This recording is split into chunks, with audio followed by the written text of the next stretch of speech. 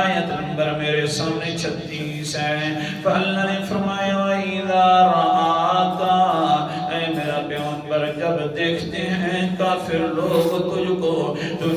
يَتَّخِذُونَكَ إِلَّا هُزُوًا، گلیوں میں چل رہا ہوتا ہے، لوگوں کو دعوت دے رہا ہوتا ہے لا الہ اللہ، لا الہ الا اللہ، لوگوں کو مسئلہ سمجھا رہا ہوتا ہے، ہاں لوگوں کے ہر کسی کے گھر پر جا کر دستک دے کر تبلیغ کر رہا ہوتا ہے، لیکن کیا ہوتا ہے یتخذونک الا ہزوا، میرا پیغمبر تیرے ساتھ لوگ مذاق بنانا شروع کر دیتے ہیں، انگلیوں کے اشارے کرنا شروع کر دیتے ہیں، اور کیا کہتے ہیں هَذَا الَّذِي يَذْكُرُ آلِهَتَكُمْ، یہی وہ انسان ہے جو تمہارے الہوں کا ذکر کرتا ہے اور کہتا ہے ان کے پاس کچھ اختیار نہیں ہے، اختیاروں کا مالک ہے تو صرف اللہ تعالی ہے۔ اللہ اکبر کبیر۔ سورت کا نام سورت فرقان ہے،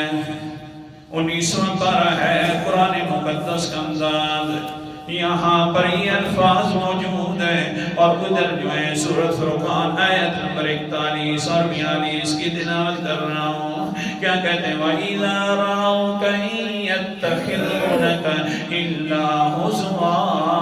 میرا پیغمبر آپ کو ذریعہ مذاق بناتے ہیں، اور کیا کہتے ہیں ہاں جس طرح میں الہ بہت بڑا اونچا الہ ہوں، اسی طرح میرا پیغمبر تو نبی بھی بہت بڑا اونچا ہے، میرے الہ پر بھی لوگ تبصرے کرتا ہے اور تجھے مذاق بناتا ہے، اور تیری نبوت پر بھی مذاق بنا رہے ہیں، اور کیا کہتے ہیں هَذَا الَّذِي بَعَثَ اللَّهُ رَسُولًا،